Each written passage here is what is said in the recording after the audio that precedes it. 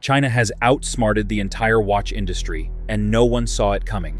On the 18th of December 2025, China sealed an island the size of Belgium into its own private customs zone. And through that, they created a government trade scheme that could disrupt the entire luxury market. For over a century, Rolex maintained absolute control over where its watches were sold, avoiding bargain counters, multi-brand duty-free setups, and price-cutting zones at all costs. Is this the beginning of the end of luxury watches? Chapter 1. The Zero-Tariff Gambit. Imagine every country has a toll booth at its border. Bring a watch across that border to sell it, and you pay a fee before anyone even sees the watch. That fee is a big part of why a Swiss watch costs more in Shanghai than it does at an airport shop in Zurich. China did not like paying that toll, so it put together a toll-free road, and it placed that road inside its own country. That road is called Hainan. Hainan is an island off China's southern coast, roughly the size of Belgium, with beaches that look more like Thailand than what most people picture when they think of mainland China. In 2011, the government opened a small, duty-free shopping allowance there. Tourists could buy goods without the toll booth fee, up to about $700 a year. Modest. Almost a pilot program. Nobody in Geneva was losing sleep over a $700 shopping cap. Then it grew, and it kept growing. On the 1st of September 2014, operators opened what was, at the time, described as the world's largest duty-free shopping complex on the island, near a stretch of coastline locals call Haitang Bay.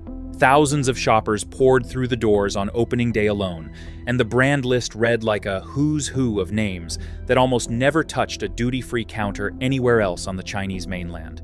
Rolex was on it. By 2020, the annual duty-free allowance had multiplied to roughly $14,000 per person, a 20-fold jump from where it started less than a decade earlier.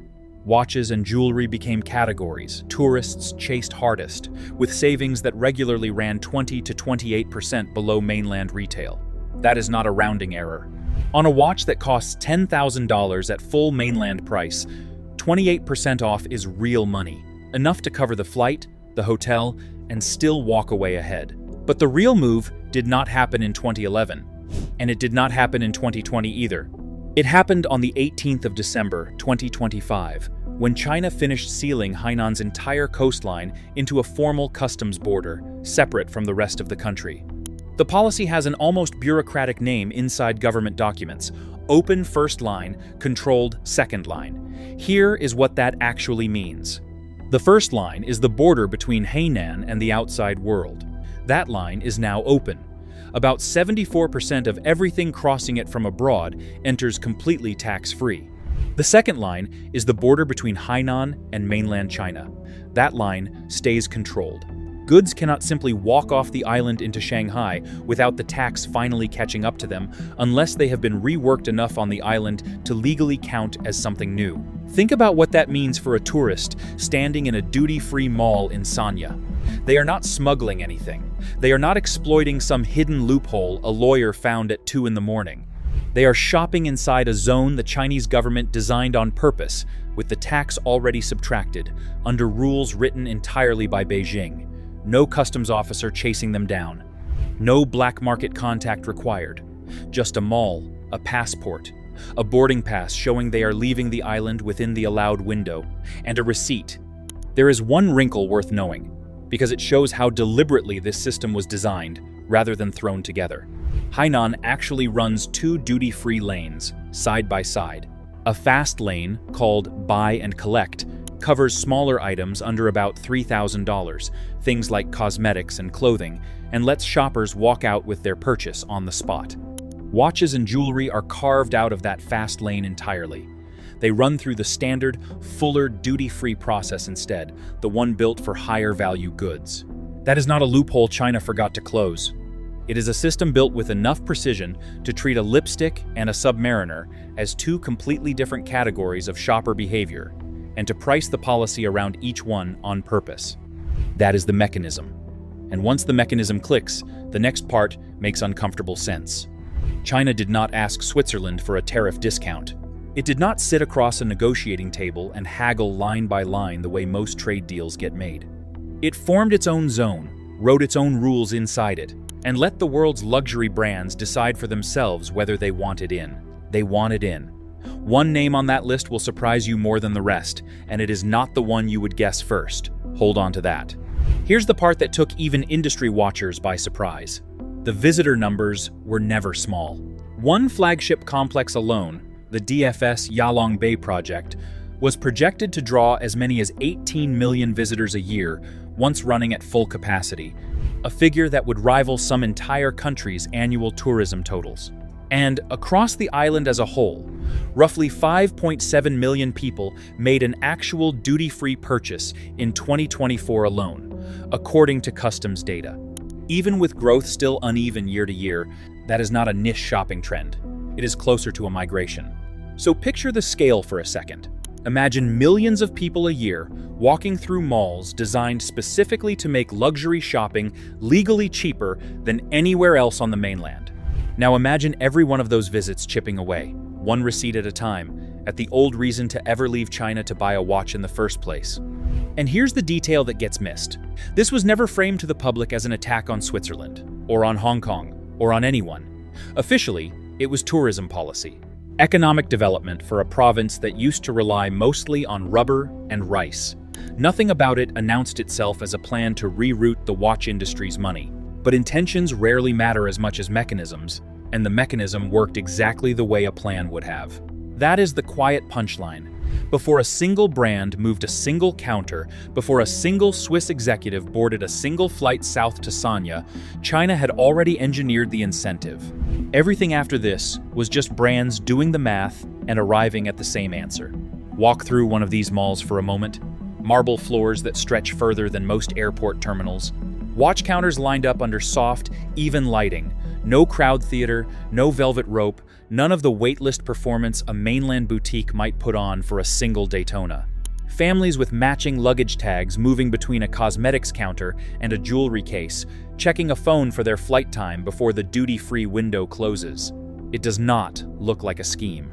It looks like a very well-organized airport terminal that happens to sell six-figure watches. That ordinariness is the point. Nobody has to feel like they are getting away with something to shop there. They are simply shopping the way China built it to feel. Here is the number that matters more than the abstract idea of growth. Hainan's island-wide duty-free sales totaled 30.94 billion yuan in 2024, about $4.24 billion. That was down nearly 30% from the year before, hit by a slowing economy and a crackdown on the gray market resellers gaming the old system. On paper, the zone looked like it was struggling right before its biggest policy shift ever landed. Then the customs closure hit on December 18, 2025. On that single opening day, China Duty Free Group's 6 Hainan shops combined pulled in roughly 250 million yuan, up 90% from the same day the year before. That is not steady growth. That is a policy switch flipped, and a market answering back almost instantly. China did not open Hainan and then wait politely by the phone. What happened next is the part almost nobody outside the industry noticed. Before we move on to the next part, let me tell you this. Most people don't realize this, but buying a watch the wrong way can cost you thousands, and you won't even notice it until it's too late. That's why I created a complete insider guide to buying watches. The goal is simple. I'll help you stop guessing and start buying smart. You'll find the guide in the pinned comment and description. Now, let's move on to the next part. Chapter 2. The brands followed the money. Richemont, the Swiss conglomerate that owns Cartier, IWC, Jaeger-LeCoultre, Vacheron Constantin, and half a dozen other maisons most people would call untouchable, started running its own watches and wonders showcases inside Hainan's duty-free malls. 11 prestige houses under one roof. A. Lang & Söhne, Baum & Mercier, Cartier, Hermès, IWC, Schaffhausen, Jaeger-LeCoultre, Montblanc, Panerai, Piaget, Roger Dubuis, and Vacheron Constantin. Not a pop-up that vanished after a weekend, a recurring fixture, complete with watchmaking workshops and hands-on sessions sitting inside a Chinese government-designed tax zone. On its own, that is not shocking. Richemont's whole business model runs on distribution deals, licensing arrangements, wholesale partners. It bends toward wherever the shopping happens. It always has. Rolex is different. structurally different, and not in a marketing brochure way. For decades, Rolex has shaped its entire reputation around controlling exactly where its watches get sold. A tight web of authorized dealers, almost no multi-brand retail, no bargain bins, no discount counters, no watch-sharing shelf space with a dozen unrelated brands under one roof. Rolex is the brand every other brand studies specifically because it refuses to play in rooms it does not fully control. Rolex is in the room in Sanya. Confirmed. Verifiable. Sitting right there in Hainan's Haitang Bay duty-free complex, alongside Tudor, Jaeger-LeCoultre, and IWC, a watch counter carrying the one name that almost never shows up anywhere it did not personally put together from scratch. Honestly, I keep coming back to this one detail more than any other in this whole story. It is the piece that makes the rest click into place. If Cartier shows up inside a Chinese duty-free mall, that is a company doing what it has always done.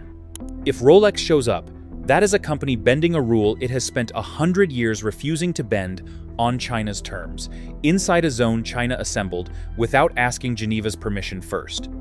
Their instinct for control was never really about arrogance. It came from something closer to discipline, a belief that scarcity and structure protect a watch's value over decades. Say what you want about the waitlists and the theater around it, but the discipline worked. Rolex is arguably the single most successful brand management story in modern retail, luxury or otherwise, precisely because it refused shortcuts other companies took without a second thought. That is what makes this particular shortcut worth noticing at all. A brand that says no to almost everything said yes to this one. Rolex's caution has never been paranoia dressed up as strategy. Every authorized dealer earns that status. Every allocation decision runs through a system built to keep demand slightly ahead of supply, on purpose, everywhere on the planet. Think about what it would take to get there. Rolex does not lower its guard by accident. Something on the other side of that decision had to be worth more than the control it usually refuses to give up anywhere else on Earth. Duty-free savings of 20 to 28%, multiplied across an allowance of about $14,000 per person per year. Multiplied again across a customs system engineered specifically to keep that spending inside China's own borders instead of leaking out to Hong Kong or Paris. That math is worth more. For years, the old model ran in exactly the opposite direction. A mainland Chinese buyer's most reliable way to get a cheaper Swiss watch was to leave China entirely. Fly to Hong Kong, fly to Paris, let a friend's ticket do the legwork. China spent real effort trying to plug that leak with taxes, slogans, and campaigns, urging people to spend at home, and none of it moved the needle nearly as much as this single move did. Put a place inside the country where the watch is already cheaper, and stop asking people to leave in the first place. That is the outsmarting. A government-designed alternative to the entire idea of shopping abroad, engineered well enough that even the industry's most stubborn, most control-obsessed brand walked in and set up a counter. There is a version of this story where Rolex holds the line, where the brand that says no to celebrity endorsements, no to online sales, no to almost every modern retail trend, also says no to Hainan. That version did not happen. And the fact that it did not happen tells you more about the size of the incentive than any press release ever could. Somewhere in Rolex's Geneva offices, someone weighed Hainan's visitor projections against its tax structure and its trajectory since 2011, and decided the exception was worth making. That decision alone is a bigger signal than almost anything else in this entire story. One thing worth sitting with before we move on: control has a price. Even Rolex found it. Chapter 3. What gets squeezed? For most of the last 30 years, if a mainland Chinese buyer wanted a cheaper Swiss watch, Hong Kong was the answer. Lower import duties, deep inventory, no waitlist theater at the boutique counter. An entire ecosystem of shops arranged around exactly this kind of cross-border shopper, from the airport arrivals hall down to the back alleys of Tsim The Sino-Swiss Free Trade Agreement, signed in 2014, cut tariffs on Swiss watches by as much as 60% over the following decade. Hong Kong, sitting just across the mainland border with its own separate tax system, became one of the biggest beneficiaries of that gap. For a long stretch, it was simply the smartest place in the region to buy. Here is the translation for anyone who has never dealt with cross-border shopping. It is the same reason people drive across a state line for cheaper gas or cheaper cigarettes. Except the state line was an international border, the gas was a $40,000 watch, and millions of people made that trip every single year. Hainan does not close that gap by out-negotiating Hong Kong. It closes the gap by making the trip unnecessary in the first place. Why fly 2 hours to Hong Kong, deal with hotel costs, customs limits, and currency exchange when a domestic flight lands you somewhere with similar savings, a beach, and a government actively rolling out the red carpet for the visit? Every mainland shopper who used to fly to Hong Kong and now flies to Sanya instead is a transaction that used to cross an international border and now does not. It used to show up in Hong Kong's retail figures. Now it shows up in Hainan's. Same watch, same buyer, a completely different jurisdiction claiming the sale, and a completely different tax authority collecting whatever is left to collect. That is not a small shift dressed up as a big one. It is a rerouting of where an entire category of global spending physically happens, engineered by policy rather than by consumer taste. And it does not stop at Hong Kong's border either. The old gray market playbook, buy watches overseas where they are cheaper, bring them home, resell the difference to someone who cannot travel, gets less profitable every time China opens a legal, onshore version of the exact same discount. Why take on the risk of an unofficial import chain when a government duty-free counter offers nearly the same markdown with none of the legal gray area attached? Picture the kind of shopper who used to be the backbone of that trade. Frequent flyer status, a network of contacts on both sides of the border, a system for moving watches quietly, receipts kept just organized enough to explain away a customs question if one ever came. That entire skill set starts to matter less the moment the same discount is sitting inside a mall with air conditioning, a departure gate, and a customs stamp that does all the explaining for anyone who needs it. There is a particular kind of quiet that settles over a business model once its main advantage disappears. Not a collapse, not a headline, just fewer people bothering to learn the old tricks, because the new road is easier and nobody has to hide anything on it.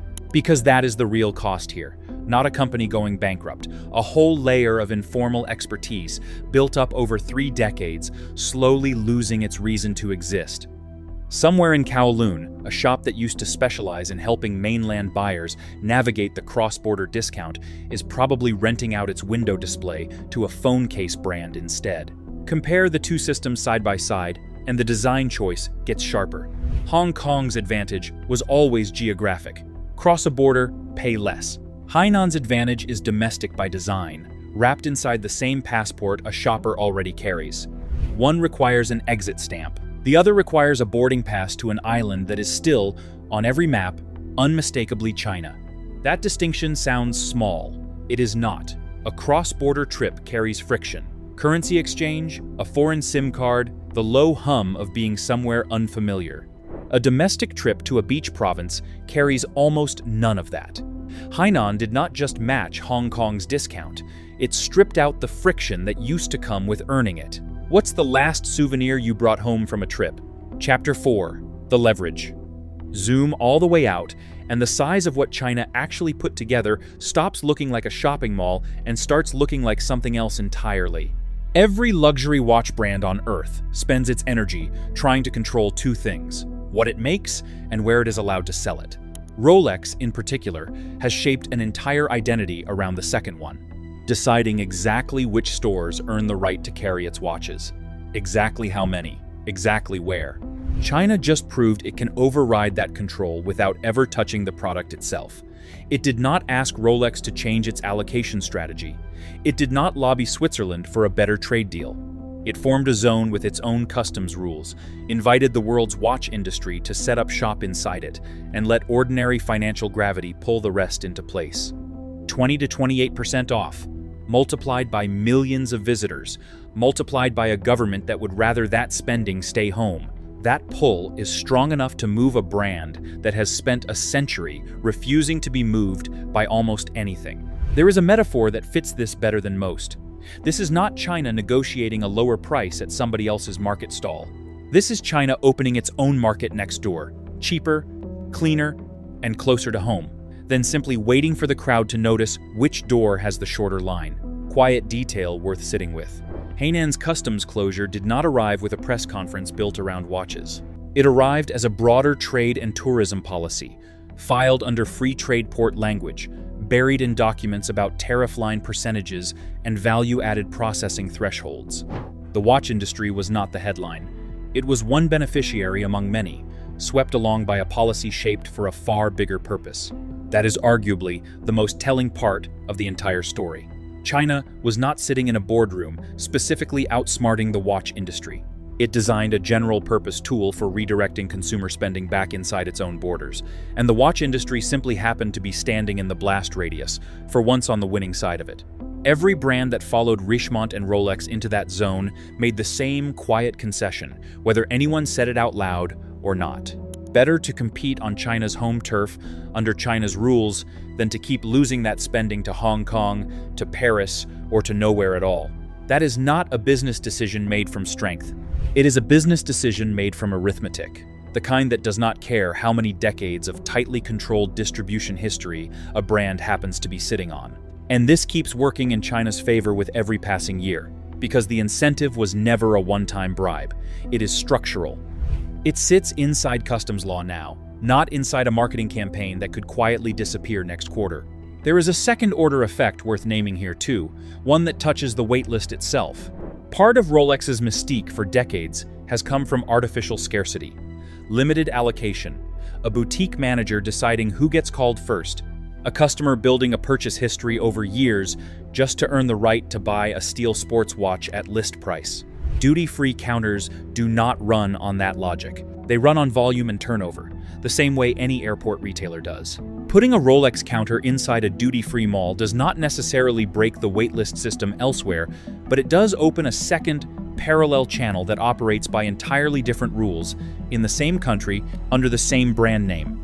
Two systems, one brand, one government, sitting in the middle of both, deciding how much of each to allow. That is not a detail Rolex would have chosen if the alternative had been better for maintaining its usual mystique. It chose it anyway. So the mystique bent, at least in one province, because the discount on the other side of that bend was too large to leave on the table. Carry this question out of the chapter with you. If the industry's most control-obsessed brand can be pulled onto a Chinese-built island on Chinese-built terms, what does that say about every other brand with far less control to protect in the first place? A brand with a looser dealer network and less mystique on the line has even less reason to say no to a deal this good. This next part stretches this story past just Rolex, past just China, and toward every luxury market on the planet. Chapter 5. The Global Echo. Once one government proves a move like this works, other governments notice. Free trade ports are not a new idea. Dubai has run something similar for years. Singapore too. Dubai duty-free, run out of a single airport, posted year-to-date revenue of roughly $1.3 billion through the first 7 months of 2025 alone, putting it on pace for well over $2 billion across the full year, spanning perfume, liquor, gold, and everything in between, not just watches. Singapore's Changi Airport runs a comparable model, where a Swiss sports watch after the tourist tax refund typically lands somewhere between 5 and 12% cheaper than buying it in Europe. Set that next to Hainan's 20 to 28% on a discount that never required a flight out of the country at all, and the comparison stops looking close. Dubai and Singapore compete for travelers who are already moving through an airport for some other reason. Hainan built a reason. That combination is the part worth remembering. Dubai's duty-free zone competes for international travelers passing through anyway. Hainan's zone competes for a country's own citizens, redirecting spending that used to leave the country and keeping it inside instead. It is not a stopover strategy. It is a retention strategy built for a government that would rather its own consumers never book the flight abroad in the first place. Dubai has spent decades building its own watch culture around this exact kind of traveler, largely through retail names like Ahmed Sidici and Sons, the family business that turned the emirate into a horology destination almost single-handedly. That took generations of relationship building with Swiss brands, one boutique lease at a time. China skipped that slow build entirely and simply legislated the outcome into existence in a matter of years. Compare that to markets on the other end of the spectrum. Import duties, plus local sales tax on top, still push the cost of a Swiss watch meaningfully higher in markets like India and Brazil which is exactly why so many buyers in those countries save for a trip abroad before ever setting foot in a domestic boutique. China used to sit closer to that end of the spectrum too. Hainan is the tool it built to climb off it, without ever having to renegotiate a single import tariff with Switzerland directly. Picture a Swiss watch executive somewhere in Geneva looking at a slide deck. One column shows shrinking wholesale orders from Hong Kong boutiques. Another shows rising foot traffic projections for a mall in Sanya. Most of that executive's colleagues could not have located on a map 5 years earlier. The decision writes itself once the numbers are laid out side by side. No matter how uncomfortable the underlying shift in power might feel to a boardroom that used to set every term of every deal. That discomfort matters. For over a century, Switzerland decided where its watches would be sold, at what price, through which dealer, on what timeline. China just demonstrated that a large enough domestic market, arranged the right way, can quietly take a piece of that decision-making power away without a single tariff negotiation and without a single angry press release from either side. So the question this video actually leaves behind is not really about Rolex, or even about watches.